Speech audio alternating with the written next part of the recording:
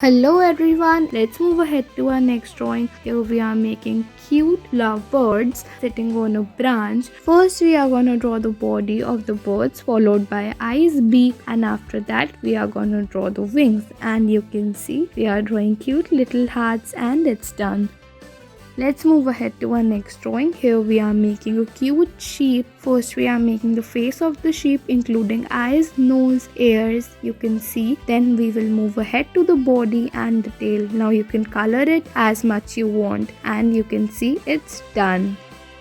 Let's move ahead to our next drawing. Here we are making a little bird. As you can see, starting with the face of the bird, we will proceed towards the body and the wings and you can see it's done. Now you can color it as per your choice. Here we are using sketch pens, but you can use any type of color you want. It is looking so beautiful.